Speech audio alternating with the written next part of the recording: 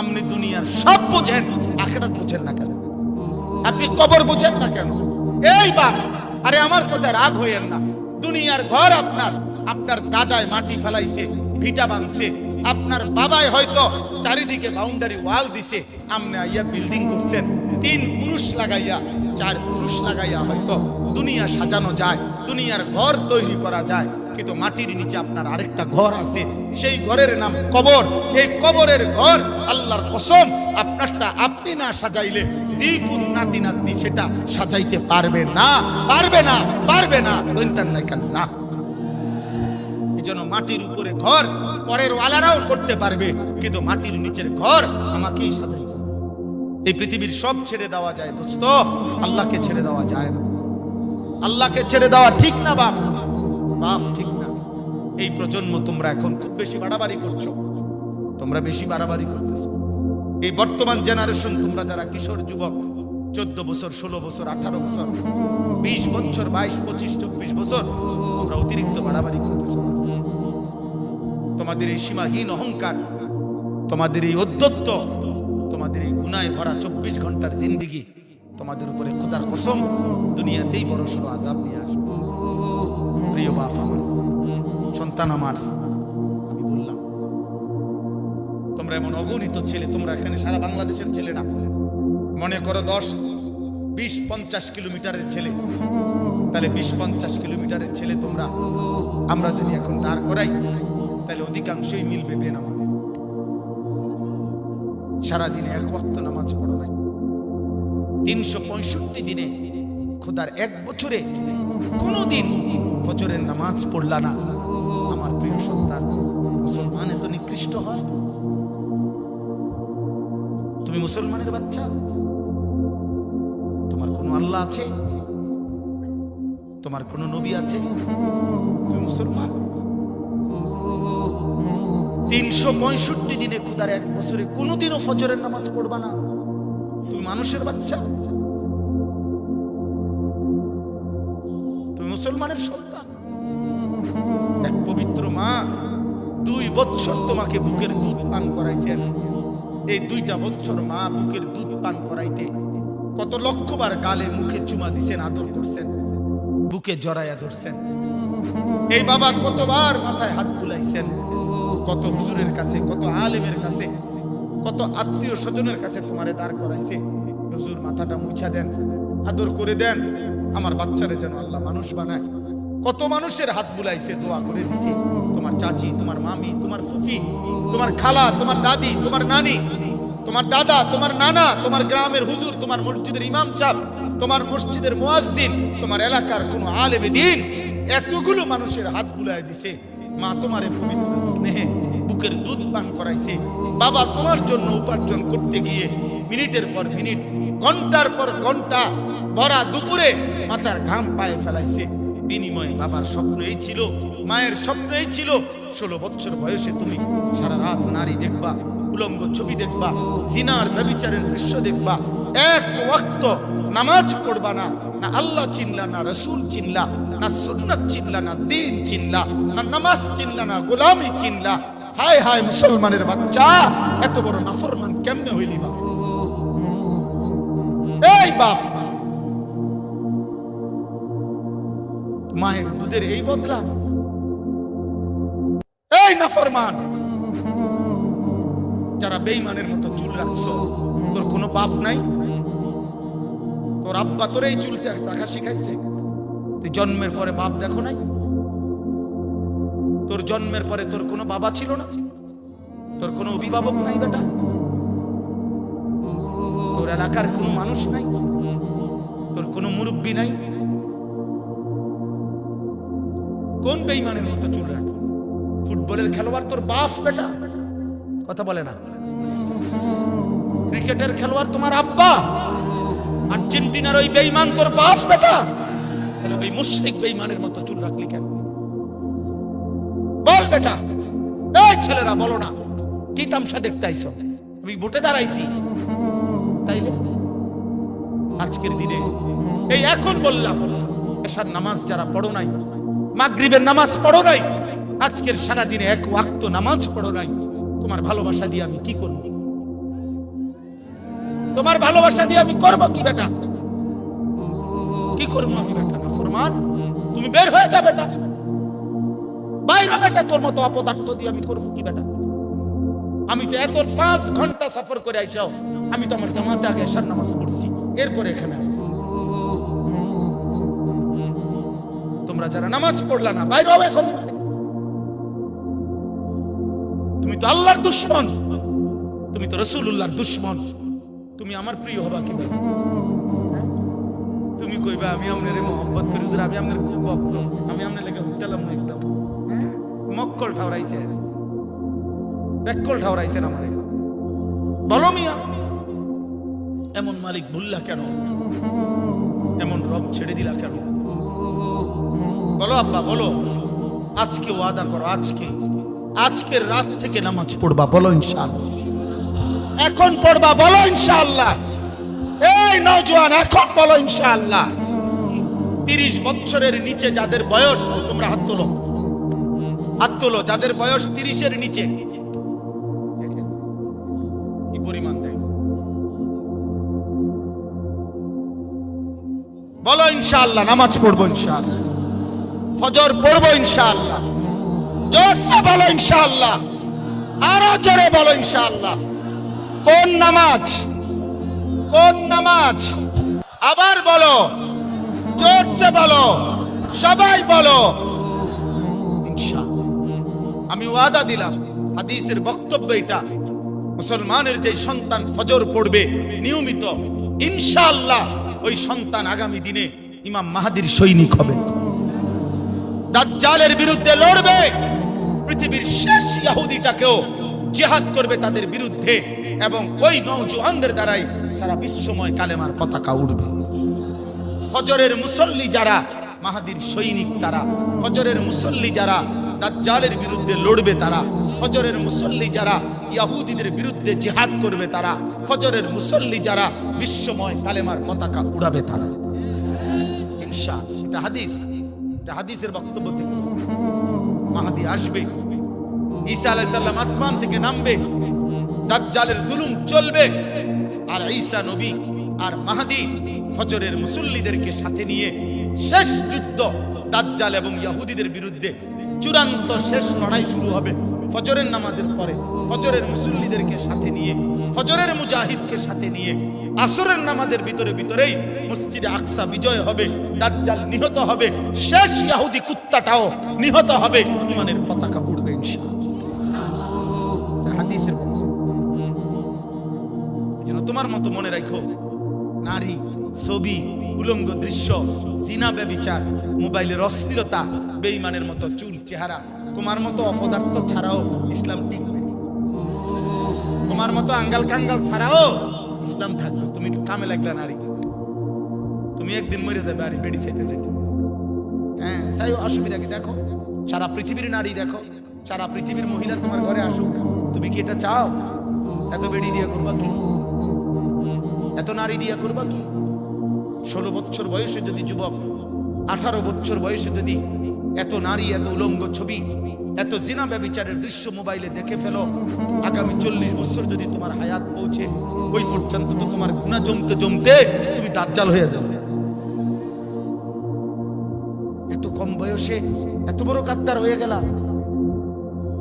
মাত্র 16 বছর বয়সে ঘাড় তোর এত শক্ত হয়ে গেল যে রবের সামনে একটা সিজদাও দিল না। এত অল্প বয়সে মানুষ এত বড় গাদ্দার হয়। এত কম বয়সে এত বড় মালিককে বৃদ্ধাঙ্গুলি দেখাইলা যে হে মালিক, আপনি যতবারই আজান দিয়ে ডাকেন আমাকে, আমি সিজদা দেব, আমি চলে যাব। আমি এই জন্য পরিষ্কার বলি, একবারে চোখের দেখা বাস্তবতা হলো, আপনারা যে কেউ দেখেন, বাবা তোমরাও দেখো, যখনই আজান হয়, এই পৃথিবীর সবাই জানে এটা আজান হলে কুত্তা ঘেউ ঘেউ করে, ঘেউ ঘেউ করে ওই জায়গা থেকে সরে যায়। এটা আজান হলে মসজিদের সীমানার কাছ থেকে সরে যাওয়া, এটা কুকুরের স্বভাব, এটা মুমিনের স্বভাব হইত। তুমি নাইলে দেখো, তুমি দেখো। এই জন্য সেলফি উঠাইবার সময় মানুষের লগে উঠাইও না, ওই কুকুরের লগে উঠাই। দোস্ত তুই আর আমি মিলছি বালা, দুজন একসাথে উঠাইবা, উঠাইয়া বলবা দেশবাসী কমেন্টস করে জানাবেন আমাদের দুইজনকে কেমন লাগছে। সারা দেশবাসী জানাবে একরকমই লাগছে। দুজনই মুত্তা ফানি লয় না, একবারে খাপে কাপ মনতে যারবা। আমরা দেশে কয়ারি মনতে যারবা, যে দেশে যারবা বুঝেন নাই। খালাস, এটা বুঝতে শিখেন। প্রিয় ভাই, তুমি বুঝতে শেখো, বুঝতে শেখো। বেঈমান তোমাদেরকে নিয়ে ডুগডুগি খেলে। বাঁদর বাঁদর নাচায়, ছোট্ট একটা ডুগডুগি আছে। বান্দর যারা নাচায়, এটা এমনি নাড়ায়, এটা ডুগডুগ আওয়াজ করে, বান্দর এটা তালে তালে নাচে।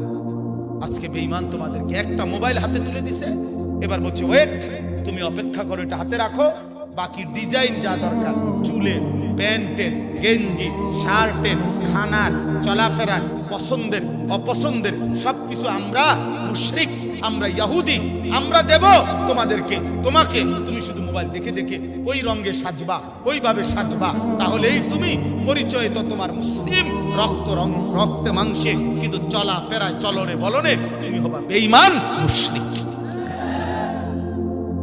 আজকে বেঈমান তোমাদের হাতে মোবাইল তুলে দিয়ে তোমাদেরকে পুরা নিয়ন্ত্রণ করছে, মাসহুর বানায় দিছে, জাদুগ্রস্ত বানায় দিছে।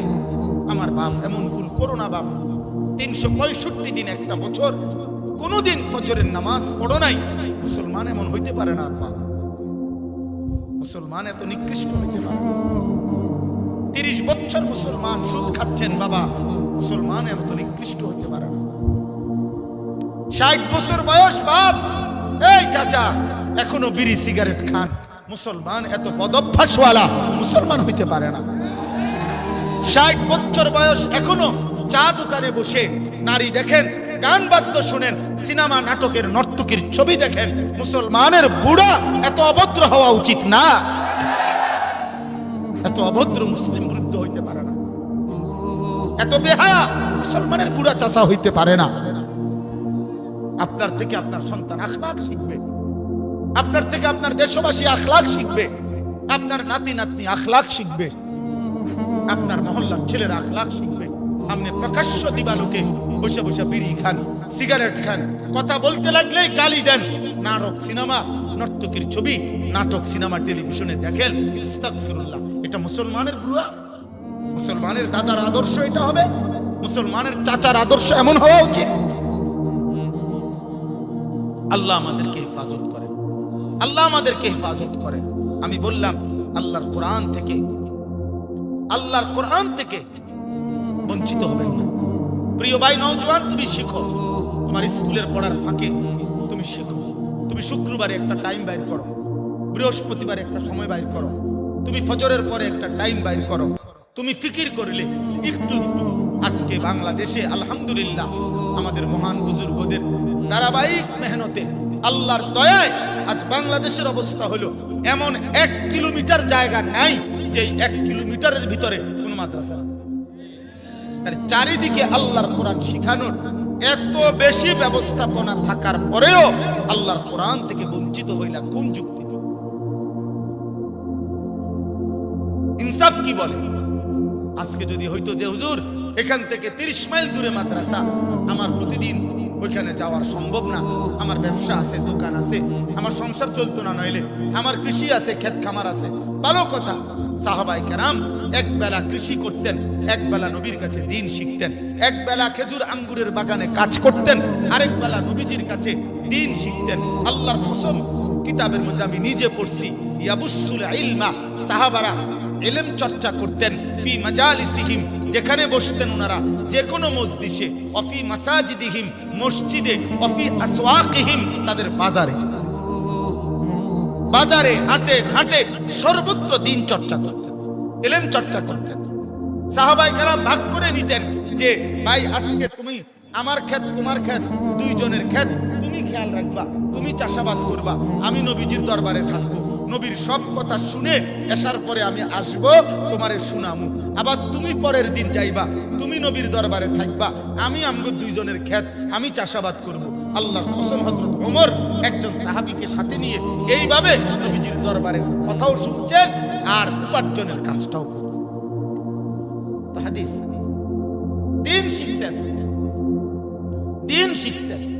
বুড়া মিয়া রে, আপনি বয়স্ক লোক বলবেন চাচা একটা সূরা শিখেন, ওযু নামাজটা ঠিক করেন না। আগের এই বয়স নাই হুজুর, শরীরে দেয় না, কুলাই তারি না, ওনার বুড়ো হইয়া গেছি। তামনে সাধু অনেক কিতা পারে, আপনি দি গপ পাইতে লইলে আপনার গফে কেউ থামাই তারে না। কথা বলেন, আপনি যে সারা বিশ্ব বুদ্ধি দেন, সাধু অনেক বইয়া বইয়া গীবত করেন, আপনি যে রাজনীতির আলাপ করেন, আপনার এই বয়সে আপনার জিগাইছে কি দেশ যে এনে যা কাইতক নলে শীতক, আপনার কি আপনি না বলে জাম চলে না? কথা বলেন না কেন? আপনার না বলে জাম চলে না, তো আপনি বেন করেন কেন? চা দোকানে বই গপ মারেন কেন? এটা করলে পারেন। দুনিয়া সব ভাত খাইছে মাত্র, এখন আবার আপেল খাবেন নি, ও দাও 2 পিস দাও। মালটা খাবেন নি, ও খাও। আনার খাবেন, ও খাও। চা দিতাম নি, ও চা দাও। বন দেই আরেকটা, ও বন দাও। 10 টাকার বুট দেই, ও বুট দাও। কারণ দোকানে তো থাকবে, ওরা উঠাই দিব না, না খাইলে। আপনি দুনিয়ার সব বোঝেন, আখিরাত বুঝেন না কেন? আপনি কবর বুঝেন না কেন? এই বাপ, আরে আমার কথা রাগ হইেন না। দুনিয়ার ঘর আপনার, আপনার দাদায় মাটি ফেলাইছে, ভিটা বাঁধছে, আপনার বাবাই হয়তো চারিদিকে বাউন্ডারি ওয়াল দিছে, সামনে আইয়া বিল্ডিং করছেন। 3 পুরুষ লাগাইয়া, 4 পুরুষ লাগাইয়া হয়তো দুনিয়া সাজানো যায়, দুনিয়ার ঘর তৈরি করা যায়। কিন্তু মাটির নিচে আপনার আরেকটা ঘর আছে, সেই ঘরের নাম কবর। এই কবরের ঘর আল্লাহর কসম, আপনারটা আপনি না সাজাইলে জিফুত নাতি নাতনি সেটা সাজাইতে পারবে না, পারবে না, পারবে না। দৈন্তান নাই কেন না? এই জন্য মাটির উপরে ঘর পরের ওয়ালারাও করতে পারবে, কিন্তু মাটির নিচের ঘর আমাকেই সাজাইতে, আমাকেই সাজাইতে হবে। আপনি যেদূর পারছেন এদূর রাখা যান, বাকিটা আপনি ফুতে করবেন। কিন্তু কবর আপনি সাজান, আখিরাত আপনি সাজান, কেন আল্লাহর কোরআন পড়বেন না? এই জন্য আজকে এটা মাঝখানে লম্বা বললাম। দয়া করে প্রত্যেকে নিয়ত করেন আল্লাহর কোরআন ইনশাআল্লাহ বলেন, ইনশাআল্লাহ বলেন, ইনশাআল্লাহ। এবার আসেন, আমার কথার প্রসঙ্গ আমি শেষ করতে চাচ্ছি।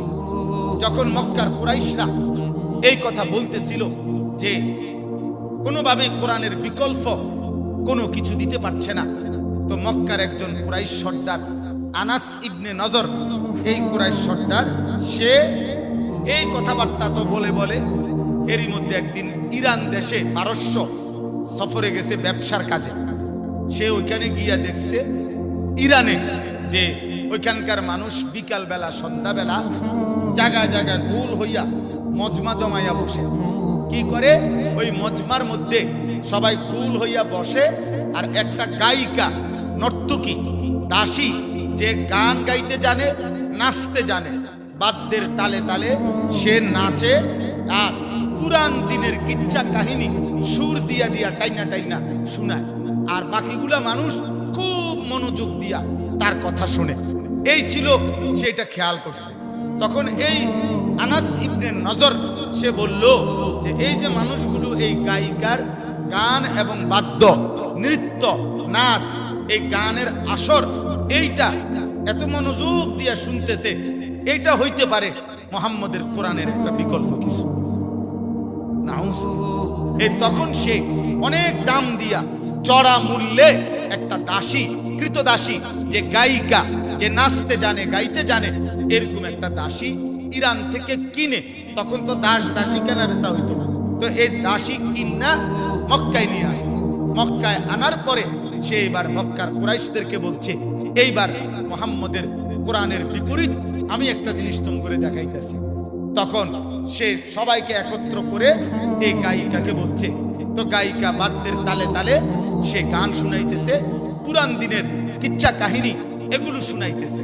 তখন আস্তে আস্তে দুষ্ট প্রকৃতির চরিত্রহীন কিছু লম্পট মানুষ, কিছু যুবক, কিছু মহল্লার মানুষ আস্তে আস্তে ওই মজা গায়িকা দেখে, নর্তকীরে দেখে, এরপরে আপনার যুবতীর শরীর দেখে, নাচ দেখে, বাদ্যের তালে তালে গান শুনে, এগুলো শুনবার জন্য যখন আস্তে আস্তে কিছু লোক জমা হইতেছে, তখন আনাস ইবনে নজর, এই কাফের, সে ঠাট্টা করত আর বলতো, মুহাম্মদ এইবার বুঝবা তোমার কোরআনের বিকল্প।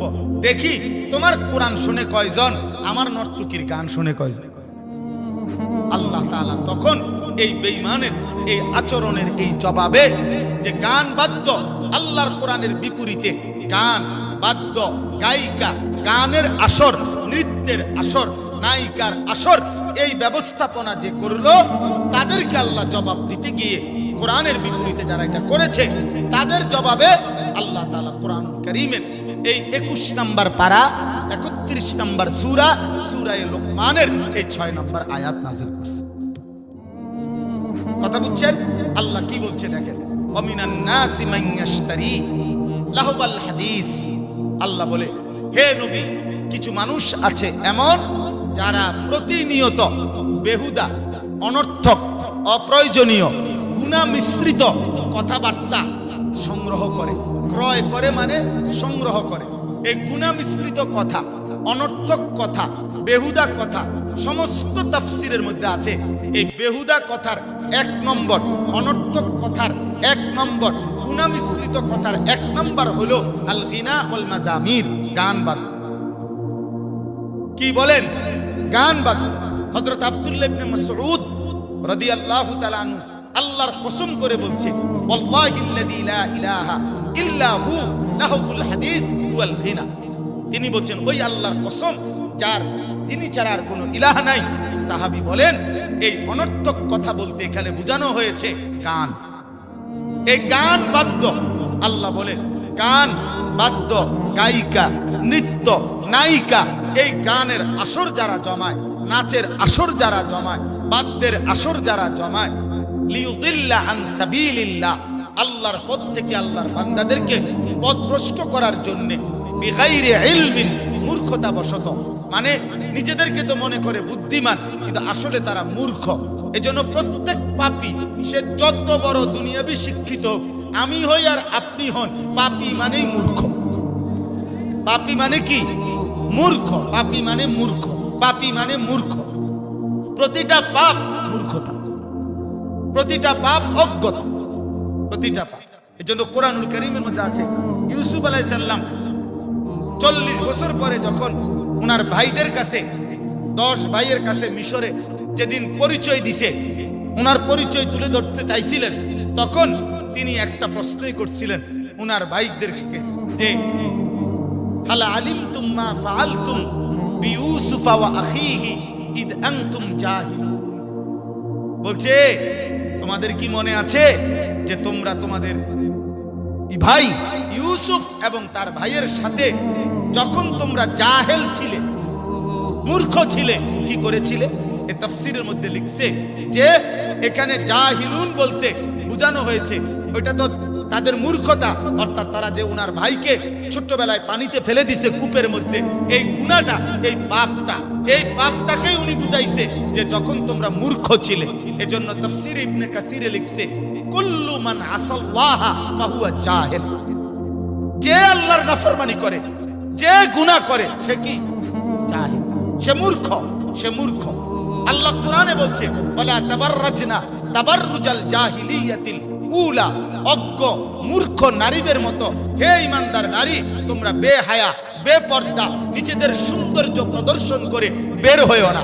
এজন্য যে নারী নিজের রূপ, নিজের সৌন্দর্য, নিজের চেহারা, নিজের যৌবন, নিজের শরীর, নিজের পোশাকের চাকচিক্য, এমনকি বোরকার উপরেও যদি ডিজাইনেবল বোরকা, চাকচিক্যময় বোরকা প্রদর্শন করে, ওই নারী অজ্ঞ, মূর্খ, জাহেলদের অন্তর্ভুক্ত। ওইটা বেটি না, ওইটা প্লাস্টিক, প্লাস্টিক, প্লাস্টিক, প্লাস্টিক।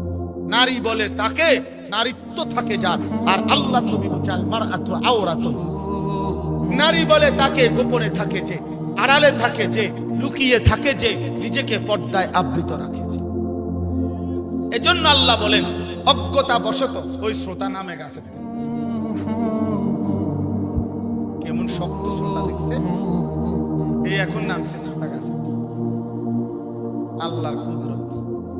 তো বলতেছেন মানুষদের মধ্য থেকে কিছু লোক আপনার যারা গান বাদ্যর আয়োজন করে মানুষকে আল্লাহর পথ থেকে দূরে সরাবার জন্য, অজ্ঞতা বশত ওয়ায়াত্তাখিযাহা হুজুয়া, এবং আমার কোরআনকে, আমার শরীয়তকে, আমার বন্ধুর দাওয়াতকে, কালেমাকে যারা উপহাস করে, ঠাট্টা করে, আল্লাহ বলেন উলাইকা লাহুম আযাবুন মুহিন। আমি আল্লাহ স্পষ্ট জানিয়ে দিলাম, আমি আল্লাহ তাদের জন্য নির্ধারণ করেছি অত্যন্ত নিকৃষ্ট, অপমানকর, লজ্জাকর আযাব। আযাব, আমি আযাব রেখেছি। এখানে দুইটা শব্দ দোস্ত, একটা হলো আযাবুন, আরেকটা হলো মুহিনুন।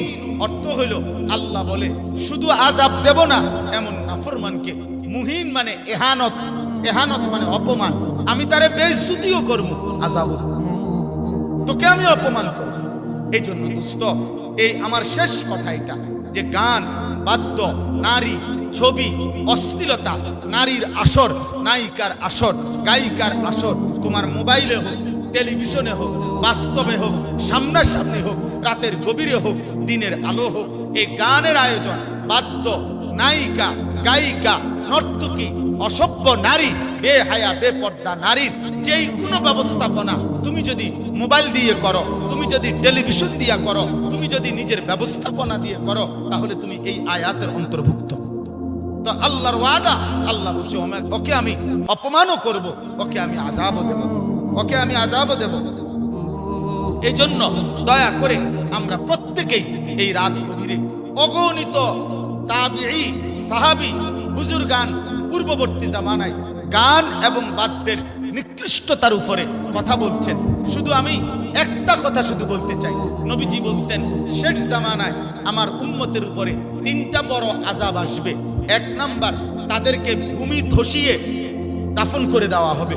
দুই নাম্বার, পাথরের বৃষ্টি বর্ষণ করে ধ্বংস করে দেওয়া হবে। তিন নাম্বার, চেহারা বিকৃত করে দেওয়া হবে, অর্থাৎ মানুষের পরিবর্তে শূকর, কুকুর অথবা অন্য কোনো প্রাণীর আকৃতি বানায় দেওয়া হবে। নাউজুবিল্লাহ। সাহাবীরা জিজ্ঞেস করছে, ইয়া রাসূলুল্লাহ, মাতা এটা কখন হবে? নবীজি বলছেন ইজা যাহারাতিল কায়নাত ওয়াল মাআজিফ, যখন গায়িকা বেড়ে যাবে, যখন বাদ্যযন্ত্র বেড়ে যাবে, ওয়াস্তাহাল্লাতিল খামরা, এবং লোকেরা হালাল পানির মতো হালাল মনে করে মদ পান করতে থাকবে। আল্লাহর নবী বলেন তখন কাউকে ভূমি ধসায় দেওয়া হবে, কারো উপরে পাথরের বৃষ্টি বর্ষণ হবে, কারো চেহারা ঘুম থেকে উঠে দেখবে কুত্তার মতো অথবা শূকরের মতো হয়ে গেছে। অতএব দোস্ত আমার, দোস্ত, বন্ধু আমার, নওজোয়ান সাথী আমার, আজকেই মোবাইলের আড্ডা থেকে বাঁচো, নারীর আড্ডা থেকে বাঁচো, মোবাইলের আসক্তি থেকে বাঁচো, বাঁচো দোস্ত। ইমামে আজম আবু হানিফা রাহমাতুল্লাহ আলাইহি বলছে, সিমাউল আগানি ফিসকুন ওয়াত তালাজ্জুজু বিহা কুফরুন। ইমাম আবু হানিফা বলেন গান বাদ্য শোনা এটা প্রকাশ্য পাপ, আর গান বাদ্য শুনে মজা পাওয়া, স্বাদ পাওয়া, এ গায়িকা দেখে, নায়িকা দেখে, গান শুনে, বাদ্য শুনে তুমি যে তাল পাও, মজা পাও, স্বাদ পাও, হ্যাঁ, তিনি বলছে কুফরুন, এটা কুফরি, কুফরি, কুফরি, কুফরি, তাল মারা। আহ আহ কইয়া ওঠে, এরপরে এমন এমন করে না, এটা কি বুঝাইলা? তাল উঠলো আর কি, মজা পাইলা। এরপরে হাত বাড়ি মারে, পাও বাড়ি মারে, এরকম বলে, হ্যাঁ, টাকা দেয়, ঠিক না? এমন করে কিনা বলেন না কেন? তাহলে এগুলো হলো এই গান শুনে এই মজা পাওয়া, বাদ্য দেখে মজা পাওয়া, নারী দেখে মজা পাওয়া, তাহলে এটা হচ্ছে কুফরুন, কুফরি, কুফরি, কুফরি। আল্লামা ইমাম ইবনুল কাইয়িম আল জাওজি রাহমাতুল্লাহর কিতাব আদ-দা ওয়াদ-দাওয়া, এই কিতাবে আমি নিজে পড়ছি। তিনি বলছেন পূর্ববর্তী জামানায় এমন বহু বহু পাপী নাফরমান বান্দা যে ছিল মুসলমান, কিন্তু ইমানের হালাত হয়েছে এই যে মৃত্যুর পূর্বে গানে বাদ্যে এত আসক্ত ছিল, নারীতে, জিনাতে, গান বাদ্যে।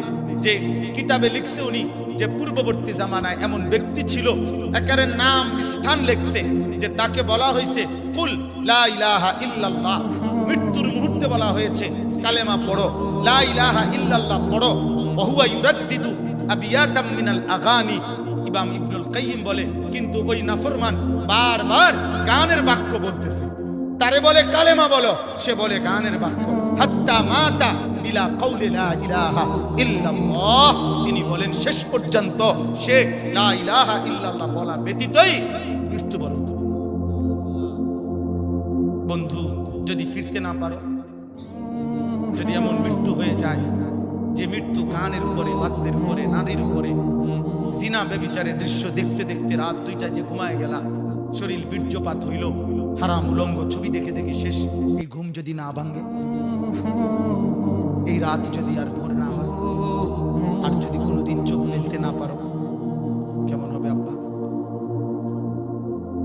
কত ফিলিস্তিনি বাচ্চা, গাজার বাচ্চা 16 বছরের 14 বছরের এমন ছিল না যারা ঘুমাইছে আর ঘুম ভাঙে নাই? হয় নাই এমন? দুশ্মনের আঘাতে, মিসাইলের আঘাতে উড়ে গেছে না? তো সেটা তো ইমানের মৃত্যু হইছে। কিন্তু এমন হইতে পারে কিনা হঠাৎ মৃত্যু? তো হঠাৎ মৃত্যু হলে যদি তোমার শরীর না পাক আর তুমি অ্যাক্সিডেন্ট করলে, তুমি পৃথিবী থেকে হারায় গেলে, হ্যাঁ? আল্লাহ তোমাদেরকে হেফাজত করেন, আল্লাহ তোমাদেরকে ঈমান দান করেন, আল্লাহ তোমাদেরকে আখলাক দান করেন। এজন্য ভাইয়া অবশ্যই প্রত্যেকের কাছে গান, বাদ্য, গায়িকা, নায়িকা, গানের আসর, নৃত্যের আসর, বাদ্যযন্ত্র, নারীর এই ফাঁদ থেকে নিজেকে বাঁচাও। দোস্ত, আমার শেষ কথা হলো, পেটের চাহিদা, ক্ষুধার চাহিদা আল্লাহ দিয়েছেন, হালাল খাবার আল্লাহ ব্যবস্থা রাখছেন। তৃষ্ণার চাহিদা আল্লাহ দিয়েছেন, হালাল পবিত্র পানি আল্লাহ ব্যবস্থা রাখছেন। ঠিক তেমনি ভাবে লজ্জাস্থানের চাহিদা আল্লাহই দিয়েছেন, হালাল পবিত্র স্ত্রী তিনি তোমার জন্য ব্যবস্থা রেখেছেন।